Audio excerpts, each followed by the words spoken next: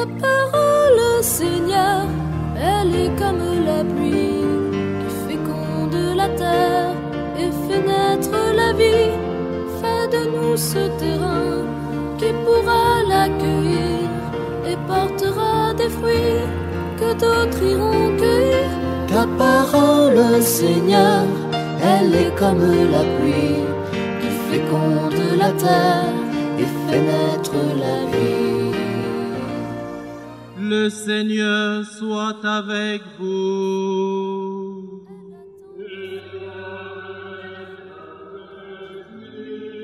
Évangile de Jésus-Christ selon saint Luc.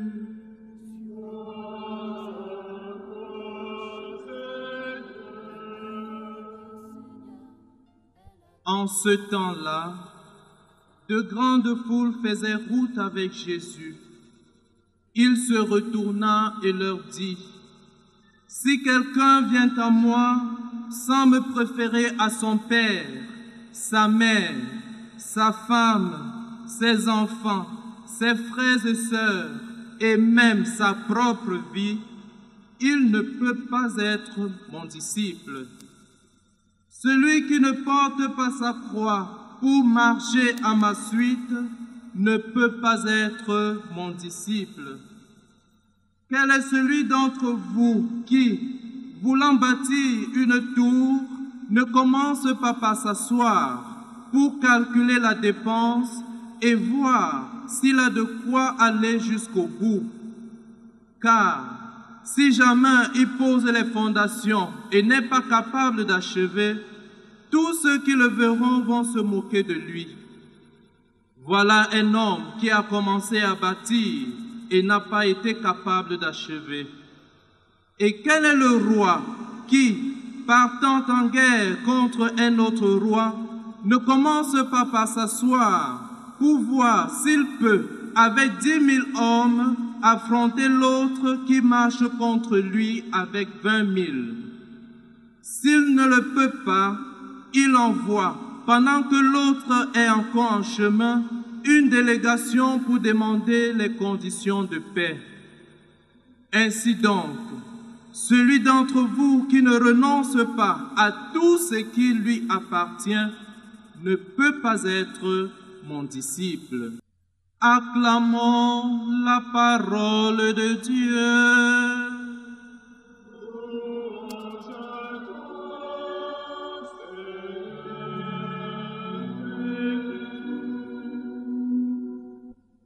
Bien-aimés de Dieu, bon dimanche à tous. Dimanche dernier, nous méditions sur l'humilité et nous avons retenu que l'humilité est une grande vertu. L'homme humble est béni par Dieu lui-même. L'humilité nous fait grandir et nous aide à découvrir la volonté de Dieu et de l'accomplir. L'humilité nous permet de vivre dans l'effacement. Et en conclusion, l'humilité, c'est le chemin de la sagesse.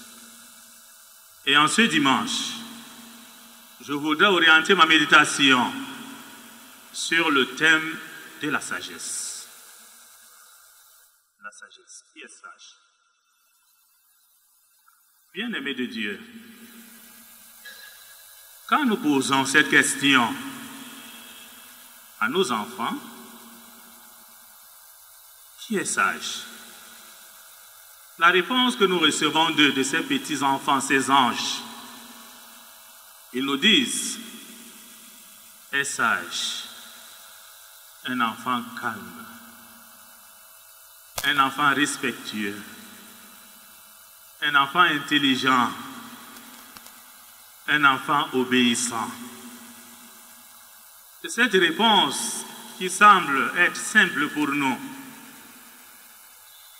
est une réponse qui contient une leçon, une catéchèse que les enfants nous donnent. Et certains vous diront, est sage un homme d'un certain âge parce qu'il est une ressource, parce qu'il est un refuge quand on a besoin de conseils. Donc dans toutes les sociétés, à tous les âges et dans toutes les générations, la sagesse est recherchée par les hommes. Dans la Grèce antique, on parlait de la sagesse. Et même en philosophie, nous savons que quand nous lisons les écrits de Socrate ou de Platon sur ce thème de la sagesse, nous sommes édifiés. Et en passant, Socrate avait une femme sur le plan physique qui n'était pas très belle. Mais dans la cité d'Athènes, Socrate voulait le dire à tous que sa femme était la femme la plus belle. De quelle beauté parlait-il? Il parlait de la beauté intérieure. Et Socrate disait que sa femme était la femme la plus sage. De quelle sagesse parlait-il? De cette sagesse qui est intérieure. Bien-aimés de Dieu, quand nous cherchons la définition de la sagesse, des hommes peuvent donner des définitions, mais la vraie définition nous vient de la Bible. Quand nous parcourons les Saintes Écritures, le mot sagesse est mentionné 387 fois dans la Bible. Et le psalmiste, dans le psaume 111, au chapitre 10, dit ceci, je le cite, « La crainte de Dieu est le commencement de la sagesse. » Donc nous pouvons tirer les conclusions. L'homme sage, c'est cet homme qui craint Dieu. C'est cet homme qui est au service non seulement de Dieu, mais aussi au service de ses frères et sœurs. Et l'auteur sacré oppose la sagesse à la folie. L'homme fou, dans la Bible, c'est cet homme qui vit loin de Dieu. C'est cet homme qui vit sans Dieu. Et c'est cet homme qui pense que Dieu n'a pas de sens dans sa vie. Parlant de la sagesse, aujourd'hui dans la première lecture, l'auteur nous parle de cette sagesse. Quel homme, dit-il, peut découvrir les intentions de Dieu, qui peut comprendre les volontés du Seigneur. Pour découvrir les intentions de Dieu, il faut être uni à Dieu. Pour découvrir les intentions de Dieu, il faut vivre dans la crainte du Seigneur. Pour découvrir les intentions de Dieu, il faut être au service de Dieu. Et nous le savons, la sagesse, demander cette sagesse à Dieu, qui est un don de l'Esprit Saint. Quand nous citons les 7 dons de l'Esprit Saint, c'est un don que nous devons demander à Dieu. Il y a le don de la sagesse, le don de l'intelligence, le don de la science, le don de la force, le don de la sagesse, le don du conseil, de la piété et de la crainte de Dieu. Nous devons nous ouvrir à la sagesse. Pas uniquement à la sagesse humaine, mais à la sagesse de Dieu. Et c'est cette sagesse de Dieu qui a orienté la vie de Saint Paul. Nous avons écouté la deuxième lecture. Saint Paul est avancé en âge. Et Saint Paul est en prison. Dimanche dernier, Saint Paul a adressé une lettre à la communauté de Colosse. Aujourd'hui, il adresse une lettre à un membre influent de cette communauté. Ce membre, c'est Philémon. Dans la Rome antique, le maître, le patron, avait le droit de vie et de mort sur son esclave. Onésime, il est esclave de Philémon. Onésime fait une fugue et Saint Paul l'accueille. Au moment où Saint Paul l'accueille, comme nous le disons en français, la plus belle femme du monde ne peut donner que ce qu'elle a. Ce que Saint Paul a de merveilleux, c'est de baptiser Onésime. C'est de montrer le chemin qui conduit à Dieu, à Onésime. C'est d'aider Onésime à entrer dans la famille des enfants de Dieu. La sagesse nous éclaire. La sagesse nous oriente. Et la sagesse cultive en nous la mesure. Saint Paul prend l'initiative d'écrire parce qu'il a le discernement à Philémon. Et il dit à Philémon, je t'envoie Onésime. Il a été ton esclave.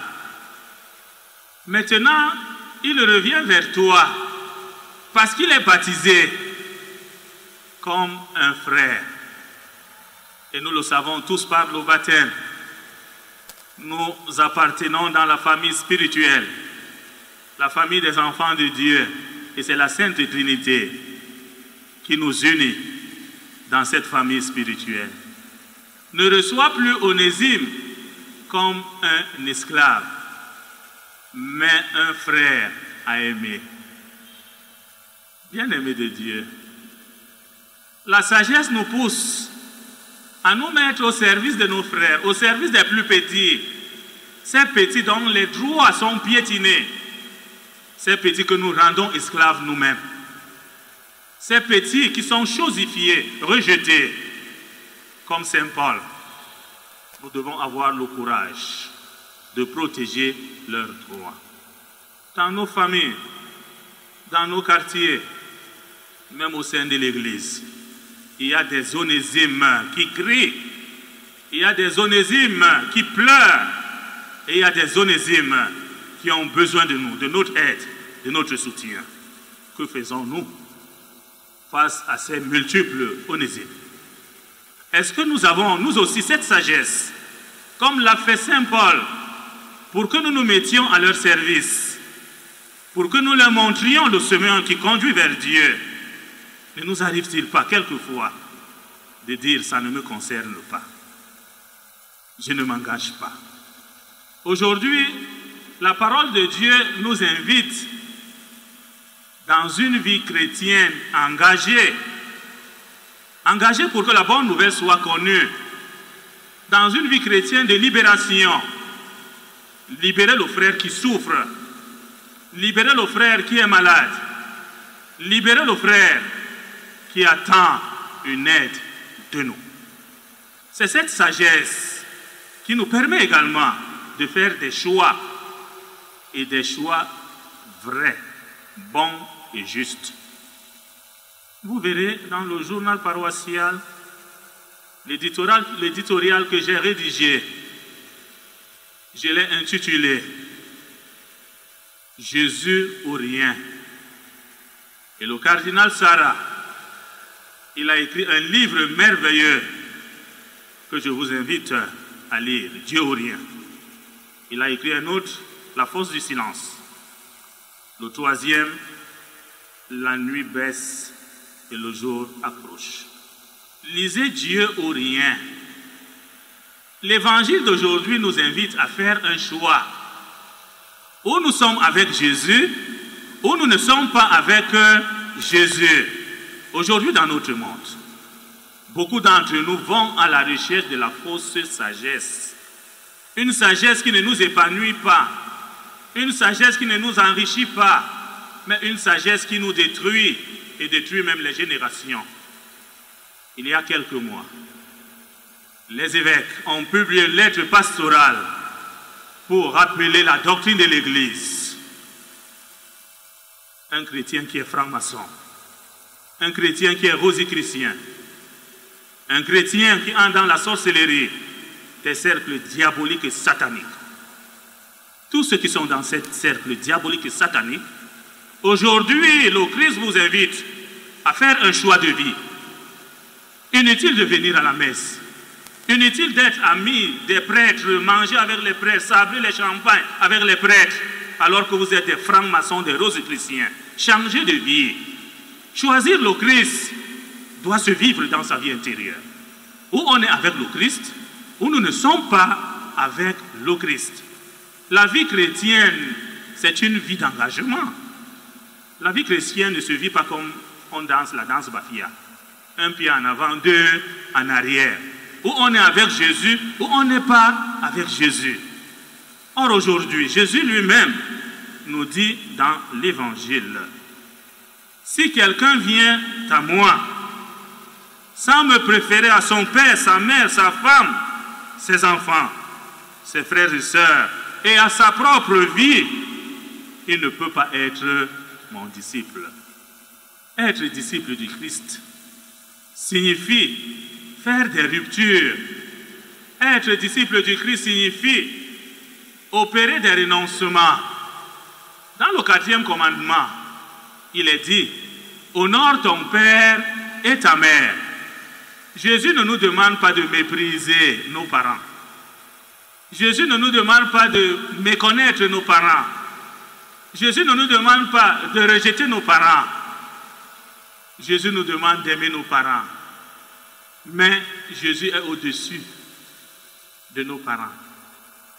Et se mettre à la suite du Seigneur, c'est aussi porter des croix.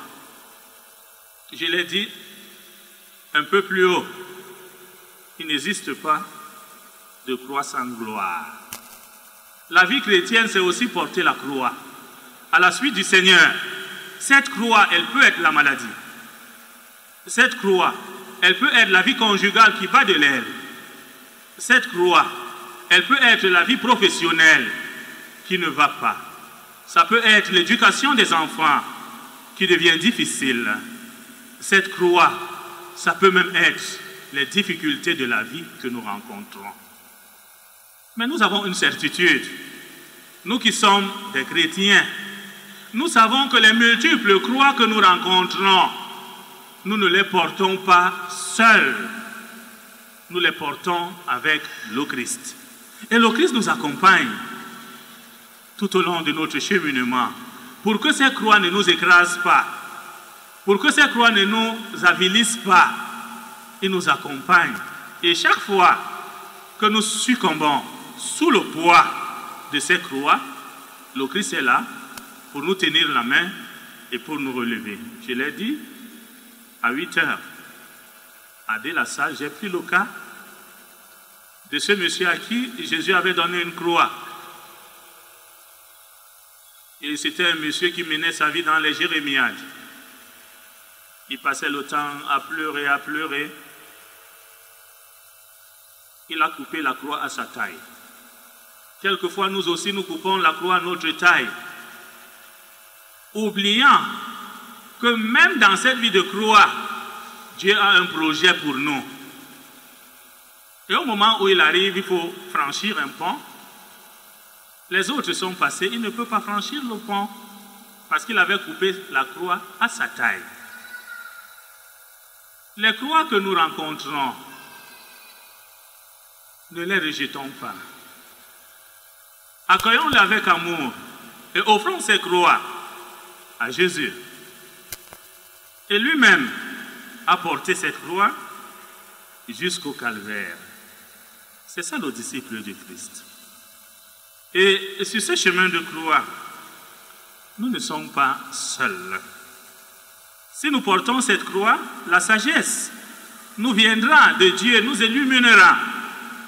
Et même les projets, nous serons éclairés et orientés par Dieu dans les projets de notre vie. D'où Jésus dit, Quel est celui d'entre vous qui voudrait bâtir une tour? Ne commence pas par s'asseoir pour calculer la dépense et voir s'il a de quoi aller jusqu'au bout. Si nous posons les fondations et nous n'arrivons pas à achever, c'est la honte. Tout comme nous prenons des mesures sécuritaires, des études du sol pour construire une maison, des fondations solides pour que la maison ne s'écroule pas. Nous devons faire la même chose quand il s'agit de notre vie spirituelle. Prendre le temps d'être avec Jésus. Prendre le temps de rester avec Jésus. Prendre le temps de prier Jésus. Prendre le temps de lire la parole de Dieu. De nous laisser transformer par la parole de Dieu. Prendre le temps de pratiquer des œuvres de charité et d'être juste. Beaucoup d'entre vous sont des chefs d'entreprise. Mais combien? Quel salaire donnez-vous à vos ouvriers? Et vous êtes content à la fin de l'année de dire que j'ai fait un bénéfice de 100 millions et vous payez 25 000 aux ouvriers et vous êtes content? La parole de Dieu doit toucher vos cœurs pour changer vos vies. La parole de Dieu doit toucher vos cœurs pour que vous puissiez libérer vos frères que vous rendez esclaves, malgré les services qu'ils vous rendent. La parole de Dieu doit toucher vos cœurs et nos cœurs pour que nous transformions ce cœur de chair qu'on a transformé en pierre pour qu'il redevienne chair. La parole de Dieu doit toucher votre cœur et notre cœur pour être au service des petits, pour être au service des pauvres qui crient, ces pauvres qui n'ont personne pour les soutenir. Aujourd'hui, le Seigneur nous dit, c'est aussi une croix qu'il met en face de nous. Acceptons de la porter, par amour pour le Christ. Et si nous l'apportons par amour pour le Christ, nous serons au service de l'amour, au service de la vérité, au service de la justice. Et nous n'allons pas être au service de la haine, au service de l'exploitation de l'homme, au service de l'avilissement de l'homme.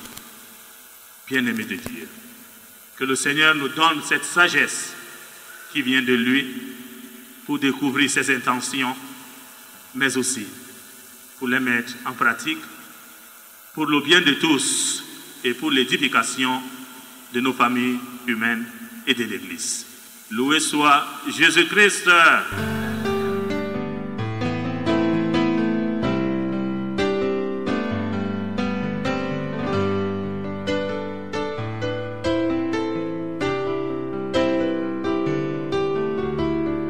J'ai ouvert le livre de l'histoire des hommes. J'ai ouvert le livre de l'amour de Dieu. J'ai ouvert le livre, cherché la parole, les mots qui font vivre et qui rendent heureux. Et j'ai trouvé des mots éclatants d'impatience à l'aurore du jour, de sentir le soleil, des mots bien aiguisés, cinglants d'impertinence, pour bousculer ma vie, me sortir du sommeil. J'ai ouvert le livre de l'histoire des hommes. J'ai ouvert le livre de l'amour de Dieu.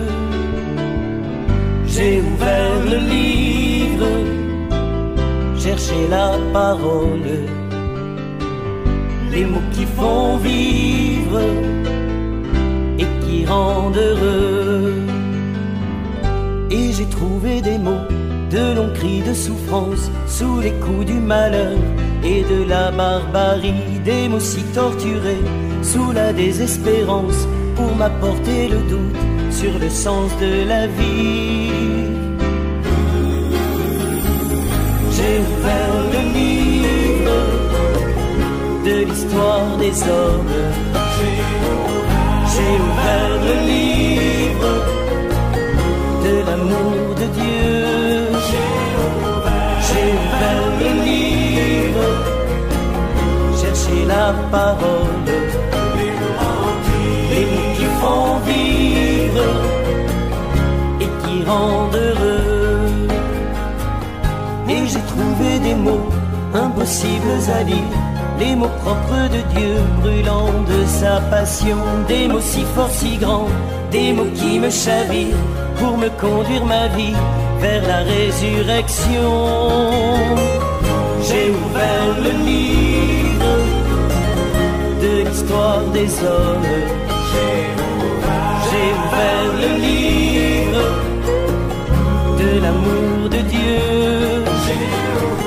J'ai ouvert le livre, chercher la parole, les mots qui font vivre et qui rendent heureux. J'ai ouvert le livre de l'histoire des hommes. J'ai ouvert le livre de l'amour de Dieu. J'ai ouvert le livre, chercher la parole, les mots qui font vivre et qui rendent heureux.